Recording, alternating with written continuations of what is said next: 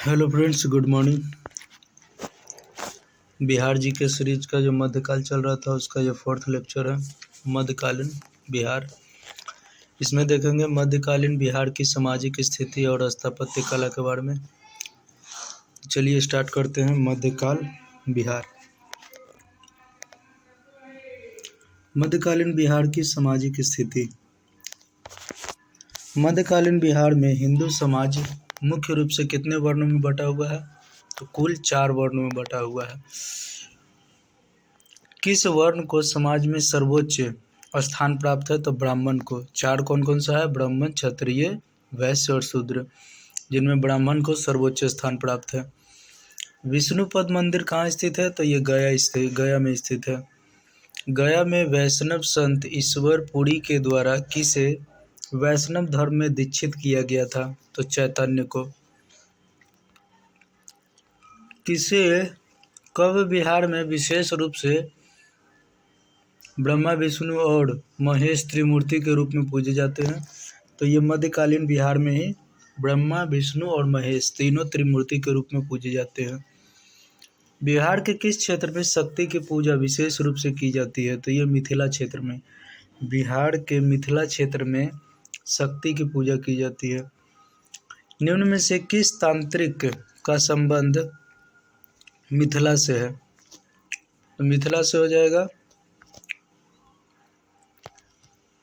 रामपुआर ओझा। तांत्रिक है रामपुआर ओझा। और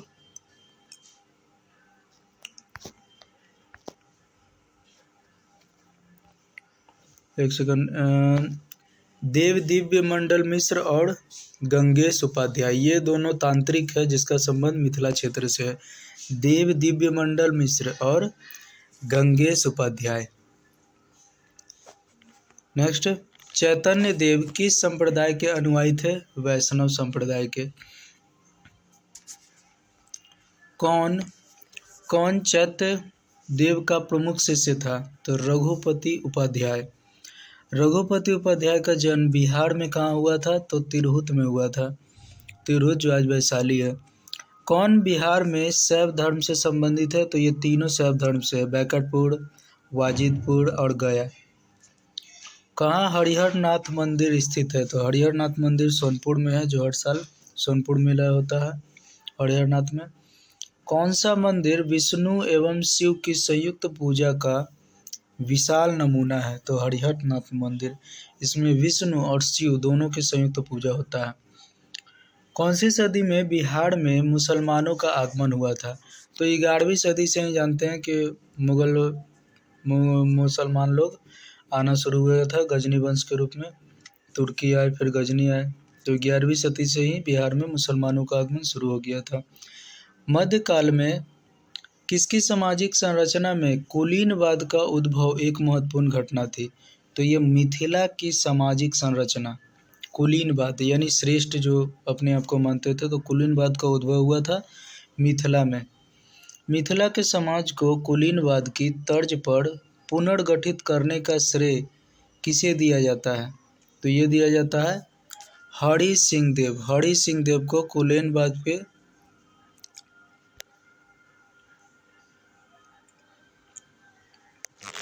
कुलीनवाद की तर्ज पर पुनर्गठित करने का श्रेय दिया जाता है हरि सिंह देव को, जो मिथिला समाज को फिर से गठित किया था कुलीनवाद के रूप में, यानी उच्च श्रेणी और नीच श्रेणी का समाज के रूप में हरि सिंह देव के द्वारा। नेक्स्ट, ज्योतिश्वर ने वर्ण रत्नाकर में किन जातियों की एक सूची प्रदान की थी? तो ये राजपूत जातियों की एक सूची प्रदान किया था ज्योतिश्वर ने। वर्ण रत्नाकर में राजपूत जातियों की एक सूची प्रदान किया था। मलिक मोहम्मद जायसी ने राजपूत जातियों के विषय में जानकारी दी। 36 राजपूत जातियों के विषय में जानकारी दी मलिक मोहम्मद जायसी में। किस मुगल शासन काल में सती प्रथा को कानून बनाकर निषिद्ध कर दिया गया? तो ये अकबर द्वारा निषिद्ध कर दिया गया था। किस शासक की पत्नी के सती होने का प्रमाण मिलता है? तो ये तीनों हैं, भव सिंह, हरि सिंह और शिवदेव। तीनों की पत्नी का सती होने का प्रमाण मिलता है। किसकी रचनाओं में दास प्रथा के प्रचलन का स्पष्ट प्रमाण मिलता है? तो विद्यापति। विद्यापति के रचनाओं में दास प्रथा के स्पष्ट प्रमाण मिलता है। मध्यकालीन बिहार में लोग पूर्ण रूप से किस पर आश्रित थे? तो कृषि पर पूरी रूप से। मध्यकाल में बिहार का कौन सा क्षेत्र मध्यकाल में कपड़ा बाजार के रूप में प्रसिद्ध था? तो ये मिथिला क्षेत्र। बिहार के समय में मिथिला क्षेत्र एक कपड़ा बाजार के रूप में फेमस था। मध्यकाल की पुस्तक वर्ण रत्नाकर में कितने तरह के कपड़े का उल्लेख है? तो लगभग 30 तरह के कपड़ों का उल्लेख है। बिहार के आरंभिक सूफियों में 12वीं सदी में कहाँ बसने वाले संत इमाम ताज फकी प्रमुख थे? तो मनेर में बसने वाले संत इमाम ताज फकी प्रमुख थे सूफियों में। बिहार में किस संप्रदाय के सूफी सबसे लोकप्रिय रहे थे? सबसे लोकप्रिय कौन सा संप्रदाय रहा? फिरदौसी। बिहार में सबसे प्रमुख रहा था फिरदौसी। ऐसे पूरे भारत में चारों संप्रदाय था, नक्शबंदी, सोहरावर्दी, चिश्ती, फिरदौसी, जिसमें बिहार में फिरदौसी संप्रदाय ज़्यादा प्रमुख था। बिहार में फिरदौसी संप्रदाय में सबसे प्रमुख स्थान किसका था? तो मखदूम जाकिर याहिया मनेरी का था, सबसे प्रमुख संप्रदाय था। संत सरफुरी याहिया मनेरी की मृत्यु कब हुई थी? 1381 ईस्वी में हुई थी। सरफुद्दीन याहिया मनेरी की मृत्यु हो गई। संत सरफुद्दीन याहिया मनेरी का जन्म कब हुआ था? तो 1263 ईस्वी में।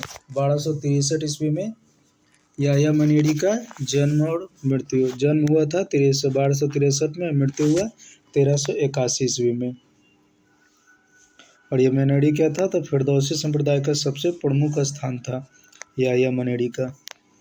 नेक्स्ट, बिहार संत अहमद चिरमपोश किस सिलसिला के सूफी थे? फिरदौसी सिलसिला के।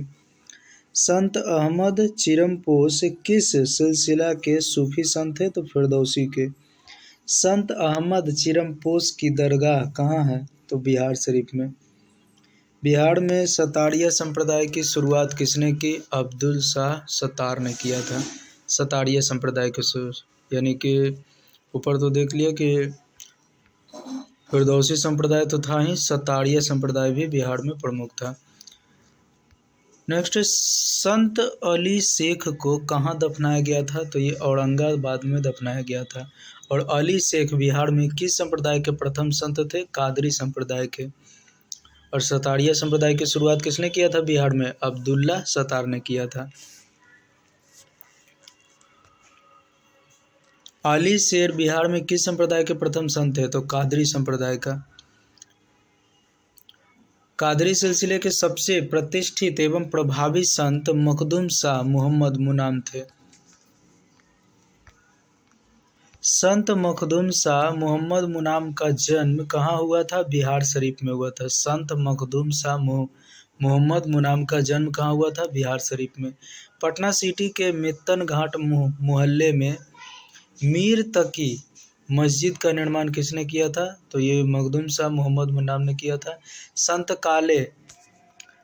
काले किस संप्रदाय के संत थे? नक्शबंदी संप्रदाय के। सूफी संत शाह काले का मकबरा कहाँ स्थित है? पटना में। औरंगजेब किस संप्रदाय के सूफी संत थे? तो नक्शबंदी संप्रदाय के। औरंगजेब नक्शबंदी संप्रदाय के सूफी संत थे। मुल्ला मोहन कहाँ के प्रमुख सूफी संत थे? बिहार शरीफ के।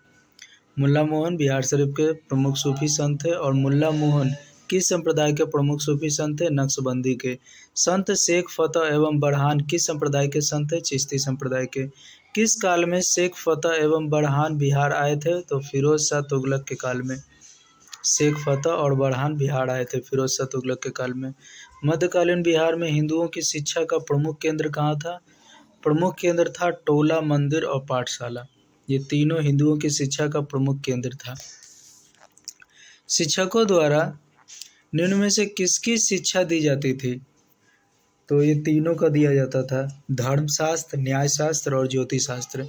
आज के समय फिजिक्स, केमिस्ट्री, बायोलॉजी नहीं होता था। पहले के समय धर्मशास्त्र, ज्योतिष शास्त्र और न्यायशास्त्र यही पढ़ाया जाता था। मध्यकालीन बिहार में शिक्षा की भाषा क्या थी? तो भाषा भी संस्कृत था, क्योंकि जितने भी ग्रंथ थे संस्कृत में लिखे हुए थे। मध्यकालीन बिहार में टोला द्वारा छात्रों को शिक्षित किया जाना ज़्यादा लोकप्रिय था। अभी भी देखते हैं छोटे छोटे गांव में जो टोला बोला जाता है, तो टोला में सबसे ज़्यादा छात्रों को शिक्षित किया जाता था। यदि पूछा जाए मध्यकालीन बिहार में सबसे ज़्यादा जो छात्रों को शिक्षित किया जाता था वो लोकप्रिय क्या था? टोला, मंदिर, पाठशाला, मदरसा। तो टोला सबसे ज़्यादा प्रसिद्ध था। मुसलमानों की शिक्षा का प्रमुख केंद्र कौन था? तो ये तीनों था, खानका, मदरसा और मकतब। ये मुसलमानों की शिक्षा का था। हिंदुओं का देख लिए पाठशाला, टोला, मंदिर था, और मुसलमानों का खानका, मदरसा और मकतब। इन तीनों में मुसलमानों की शिक्षा का प्रमुख केंद्र था। बिहार में कहाँ खानका स्थापित थी? तो खानका बिहार में शेरघाटी, भागलपुर और फुलवाड़ी शरीफ, ये तीनों जगह खानका स्थापित था। कौन दरभंगा राज का संस्थापक था? तो महेश ठाकुर दरभंगा राज का संस्थापक था। रघुनंदन दास राय किस विषय के महान विद्वान थे? तर्कशास्त्र के।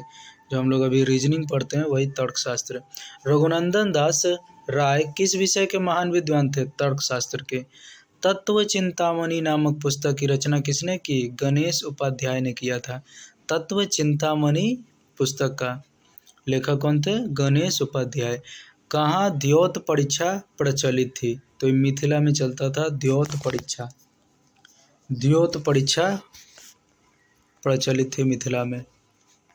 नेक्स्ट, किस मुगल शासक ने रघुनंदन दास के विद्वता से प्रभावित होकर उन्हें मिथिला क्षेत्र भेंट दिया था?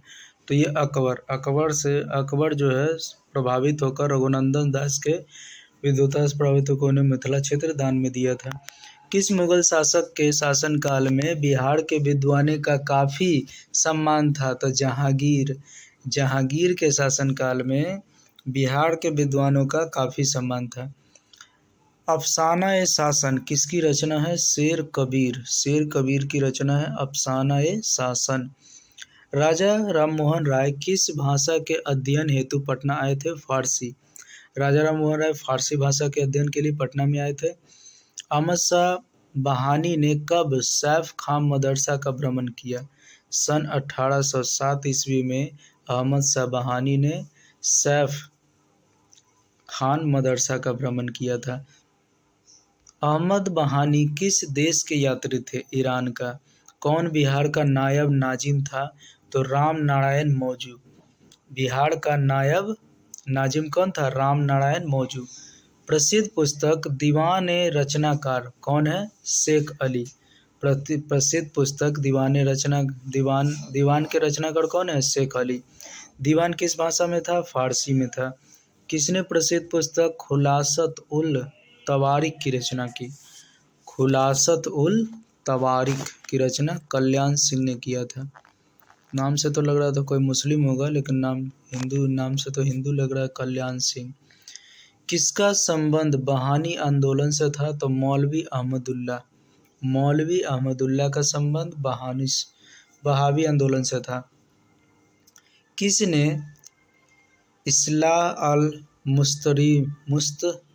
मुसलमीन नामक मदरसे की स्थापना किया? ये मौलवी अहमदुल्ला ने किया था इस्लाम अल मुस्लिम नामक मदरसे की स्थापना। चलिए नेक्स्ट देख लेंगे बिहार का स्थापत्य कला। इनमें से कौन इस्लामी वास्तुकला की सबसे बड़ी विशेषता है? तो मेहराब, मीनार और गुंबद, ये तीनों इस्लामी वास्तुकला की सबसे बड़ी विशेषता है, जिसमें से गुंबद तो हिंदू वास्तुकला में भी देखा गया मंदिरों में। नेक्स्ट, मध्यकालीन बिहार किस शासन के अधीन रहा था? 3 शासक थे, सरकी, सूर और लोधी। सरकी वंश, सूर वंश और लोधी वंश, ये तीनों वंश के समय मध्यकालीन बिहार का शासन रहा था। मध्यकालीन बिहार में मलिक इब्राहिम का मकबरा कहाँ स्थापित है? बिहार शरीफ में। मलिक इब्राहिम का मकबरा कब निर्मित हुआ था? 1353 ईस्वी में। बिहार में कहाँ सांगी मस्जिद है? बिहार शरीफ में है सांगी मस्जिद। किस शासक के अंतर्गत बंगाल शैली का विकास हुआ था? तो सड़की शासन के अंतर्गत बंगाल शैली का विकास हुआ था। नेक्स्ट, शाह नफी का मकबरा कहाँ स्थित है? मुंगेर में। शाह नफी का मकबरा मुंगेर में स्थित है। शेर शाह का मकबरा कब निर्मित हुआ था? 1545 ईस्वी में शेर शाह का मकबरा निर्मित हुआ था।